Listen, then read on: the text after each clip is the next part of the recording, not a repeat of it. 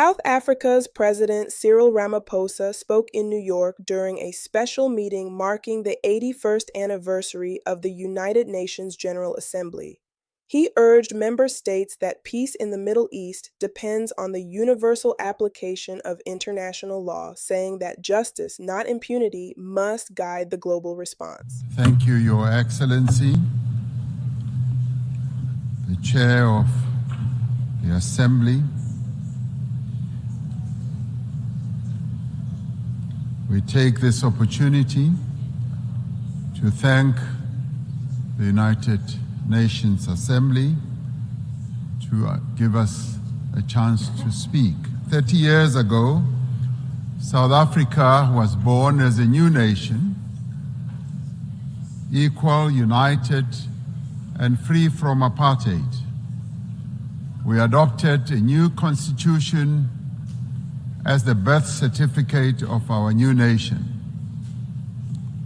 Our first democratic elections brought the tyranny of apartheid to an end, a system that this General Assembly had declared to be a crime against humanity. In adopting Resolution 2202A in 1966, as later endorsed by the Security Council in 1985, the United Nations was a beacon of hope in our quest for justice. The great wave of solidarity of the peoples of the world, led by the United Nations, turned the tide against apartheid. Today, democracy flourishes in South Africa. We have a progressive constitution, an entrenched human rights culture, and strong institutions. We have laws to advance equality and programs to protect society's most marginalized and vulnerable. We continue to transform our economy so that it is in a more competitive position to create jobs, to attract more investment, and that it should benefit all. South Africa is a party to global treaties on human rights, gender equality, children's rights, refugee protection, and environmental protection. A few days ago, South Africa also endorsed the pact that charts the course for a better future for global governance and towards the attainment of the Sustainable Development Goals. As signatory to the Paris Agreement, we are contributing our fair share towards the global effort and have a just energy transition plan to guide our carbon journey and climate resilient development. Through the African Union, we are working to advance Agenda 2063. We are involved in mediation and conflict resolution across our continent and actively contribute to peacekeeping missions. Our political culture has evolved and it continues to mature. We have just held our 7th free and fair general elections since our democracy, paving the way for the formation of the Government of National Unity. 10 political parties have coalesced around a common agenda for economic growth, job creation, poverty eradication, and sustainable development. South Africa is in a new era, an era of great promise. In what some have called our second miracle, South Africans of all races have rallied behind the Government of National Unity. We are making headway in resolving some of our most pressing challenges. Our economy has started to improve, and investor confidence is on the rise. Our country's prospects look bright, and we look to the future with great hope. The South African story bears witness to the enduring role of the United Nations in global matters. In supporting our struggle, the United Nations affirmed the principles of the UN Charter, the fundamental human rights, the dignity and worth of every person, and the equal rights of nations, large and small. It affirmed the aspiration contained in the Universal Declaration of Rights that we should strive for a world free of barbarous acts that outrage the conscience of humankind. Genocide was declared to be a stain on the conscience of the world, and the world community took a stand against genocide. Apartheid was declared a crime against humanity and a stain on the conscience of the world. The United Nations took a stand against apartheid. These were seen as crimes against humanity then, and they continue to be crimes against humanity now. It has been 11 months since the Hamas attack that killed 1,200 people and where hostages were taken. As South Africa, we have condemned this attack. In response, Israel embarked on an act of collective punishment in its assault on the people of Gaza. The torment of the people of Gaza continues unabated. More than 41,000 Palestinians have been killed. Homes, hospitals, churches, mosques, and schools lie destroyed. Famine and disease stalk the streets of Gaza. This cannot but shock our collective humanity. The violence the Palestinian people are being subjected to is a grim continuation of more than half a century of apartheid that has been perpetrated against Palestinians by Israel. We South Africans know what apartheid looks like. We lived through apartheid. We suffered and died under apartheid. We will not remain silent and watch as apartheid is perpetrated against others.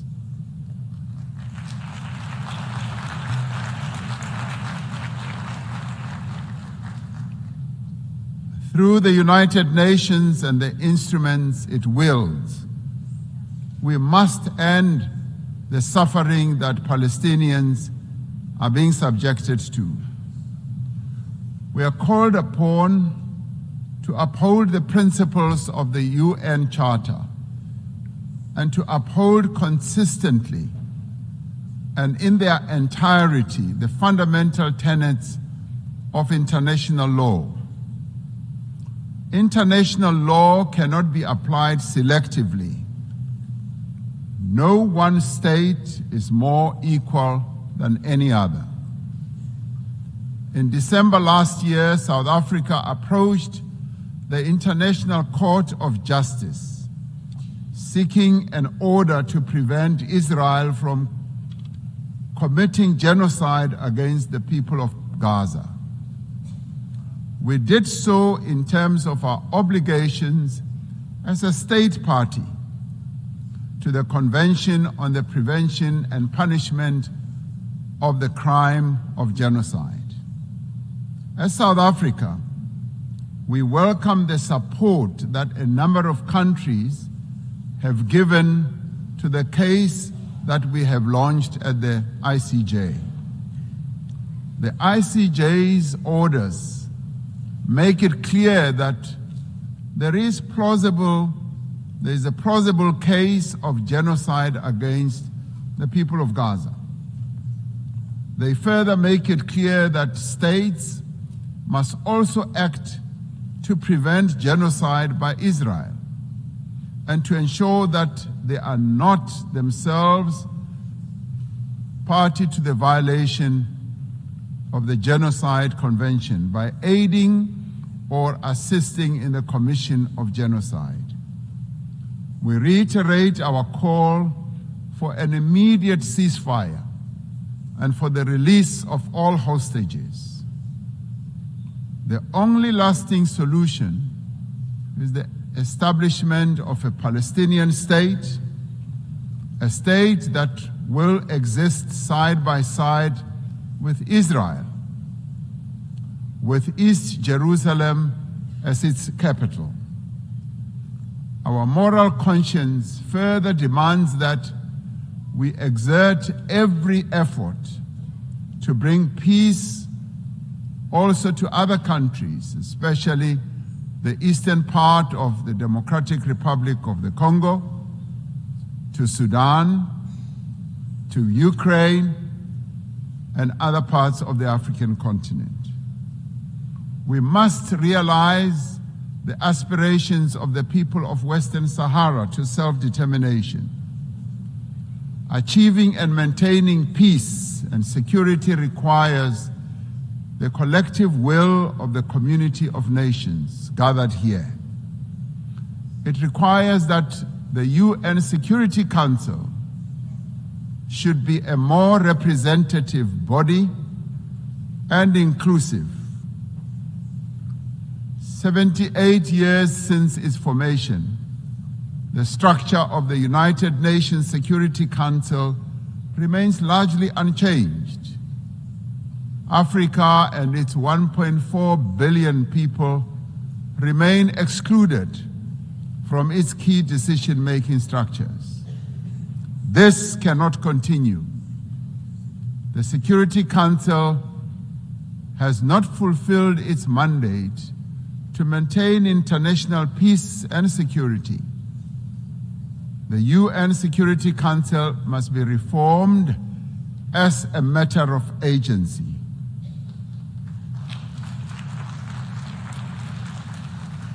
We would like to see the Security Council being more inclusive so that the voices of all nations can be heard and be considered. It cannot remain an exclusive club of just 5 nations to the exclusion of the many nations in the world. Africa stands ready to play its role in building a safer global order by participating in the work of the UN Security Council on the basis of respect and acceptance.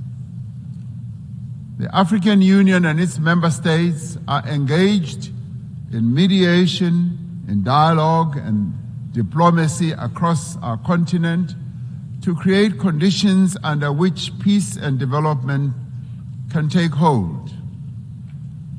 There must be greater collaboration between the United Nations and the African Union towards resolving a number of conflicts and also in addressing the root causes of conflicts that continue to rage. Pandemics and endemics pose a serious threat to us all. We are concerned by the spread of mpox across the world and in Africa in particular. We urge the international community to mobilize vaccines and other medical countermeasures for deployment where they are most needed. Economic prosperity is key to sustainable peace. Through the Africa Continental Free Trade Area, we are establishing the foundation for a massive increase in trade and investment and infrastructure in our continent. The AFCFTA will further integrate regional economies and accelerate Africa's industrialization and economic growth. The climate crisis is now a full-blown climate emergency in the world. It impacts very devastatingly to both countries and citizens of many countries. Extreme weather, such as flooding, fires, and droughts, are becoming wreaking havoc on societies, economies, and the livelihoods of ordinary people. Despite being least responsible for climate change, developing economy countries, and particularly African countries, are bearing the brunt of what they did not create and are in the front line. As South Africa, we remain committed to contributing our fair share to reduce global emissions, guided by the principle of common but differentiated responsibilities and respective capabilities. We have adaptation and mitigation programs and policies in place and have passed a climate change law to further support our emissions reduction targets. It is essential that climate actions do not deepen global inequality or stifle the developmental aspirations of the global South. The industrialized nations are not honoring their climate commitments, and we repeat the call for predictable and sustainable financing for climate action. We must operationalize the agreed upon climate financing and capacity building instruments to advance mitigation and adaptation. Pursuing sustainable development necessitates that those with greater means should support those who lack them. The world faces annual financing gap of some $4 trillion to achieve sustainable development. We call on better resourced countries to scale up their levels of support to developing economy countries. Debt is the millstone around the neck of many developing economy countries, stifling their potential and development. Debt servicing is robbing a number of countries of much needed funds to support health, education, and social spending. South Africa endorses the United Nations Secretary General's call for the reform of the global financial architecture to enable developing economy countries to lift themselves out of the quicksand of debt.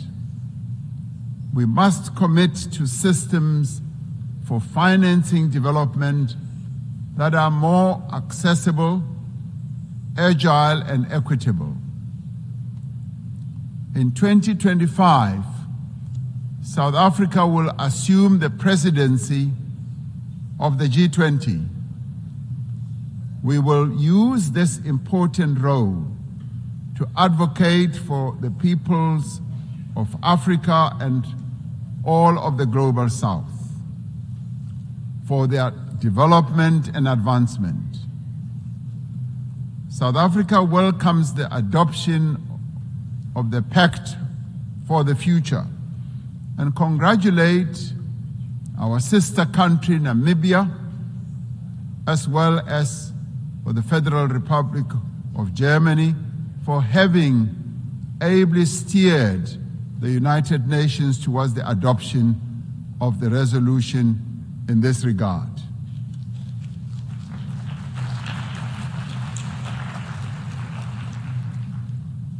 This Pact of the Future is a platform for us to focus on those actions we need to take together to build a world in which the equal worth of every person and the equal worth of every country is recognized and valued. We particularly welcome the commitments to place poverty eradication at the center of all our efforts, and for the Sustainable Development Goals financing gap in developing countries to be closed. The disparities in wealth and development within and between countries is simply unjust and unsustainable.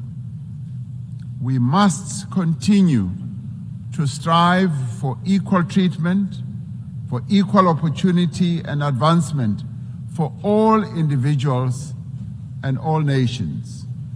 The Pact for the Future must reinvigorate international solidarity, like veins that carry sustenance to every part of the body. Solidarity is the lifeblood of human progress. It binds us together to nourish the greater good. It is achieving the greater good for the common good to which we all strive. Through dialogue, through respect for the rule of law, through the advancement of human rights, through cooperation and solidarity, we can and we will be able to achieve a better world for all the peoples of the world. I thank you.